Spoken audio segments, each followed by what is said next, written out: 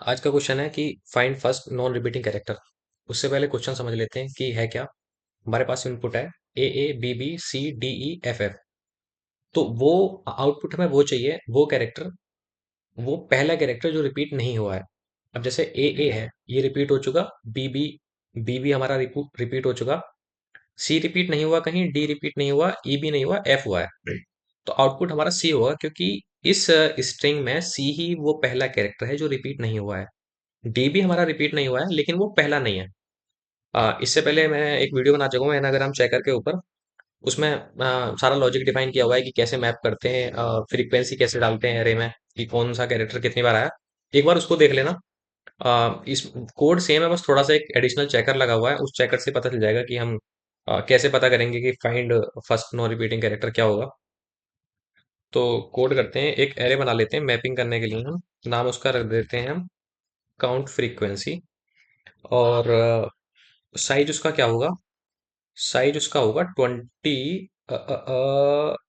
26, क्योंकि अल्फाबेट 26 होते हैं और हर अल्फाबेट कौन सा कितनी बार आया उसको हमें मैप कराना पड़ेगा। एक लूप चला लेते हैं, इंट आई इक्वल टू 0। और वो कब तक चलेगा? तब तक चलेगा जब तक कि हमारी स्ट्रिंग दो। हमारे लाला,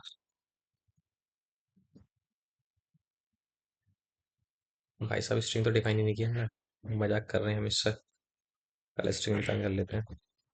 string s t r equal to, चलो जी, बढ़िया। फॉर लूप चलाते हैं, int i equal to 0, i less than s t r dot length i plus plus. कैसे करेंगे कि जो काउंट फ्रीक्वेंसी नाम का एरे है उसमें हम s t r dot char at i minus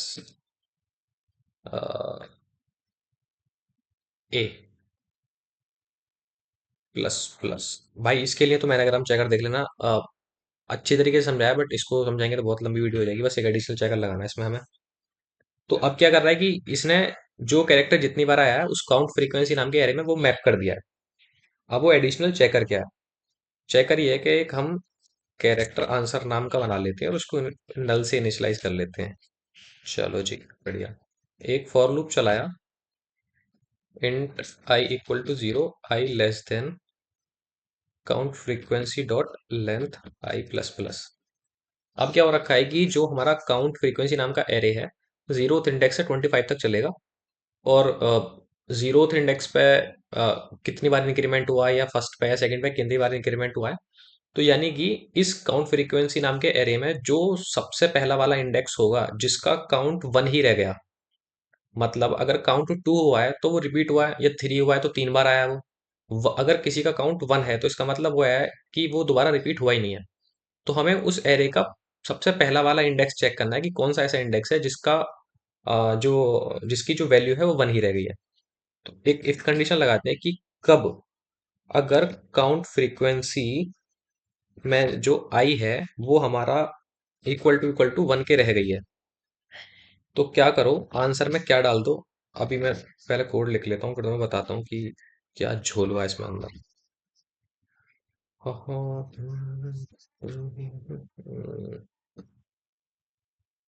sorry sorry darling.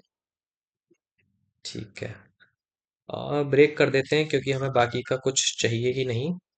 पहला तो मैं आउटपुट दिखाता हूँ मजेदारी से। आंसर हमारा सी आना चाहिए, नहीं आएगा, बदतमीजी कर दी ना हमने यहाँ पे। अब आ जाएगा। चलो जी, बहुत बढ़िया।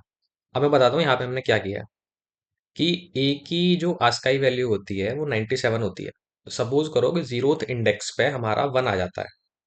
तो मैं तुम्हें यहाँ समझाता हूँ। 0th इंडेक्स पे यानी कि काउंट फ्रीक्वेंसी के 0th इंडेक्स पे 1 आ जाता है, तो ए की वैल्यू हमारी 97 है। तो 97 प्लस 0 इक्वल टू 97 हुआ, तो वैल्यू, वो जो कैरेक्टर है वो ए हुआ। सपोज करते हैं कि हमारा 0th इंडेक्स पे कुछ नहीं है, और फर्स्ट पे भी कुछ नहीं है, सेकंड पे कुछ है। तो 97 प्लस 2 कितना हुआ? 99।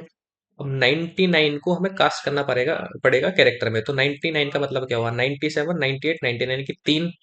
तो ए बी सी, तो वो कैरेक्टर हमारा सी होगा। अब ठीक है। बाकी कंफ्यूजिंग नहीं है, अगर एनाग्राम वाली देख लोगे तो बिल्कुल कंफ्यूजिंग नहीं है, बस ये थोड़ा सा ये चेकर लगा हुआ है। अब जो थोड़े बहुत नोट्स हैं वो डिस्क्रिप्शन में दे दूंगा। धन्यवाद।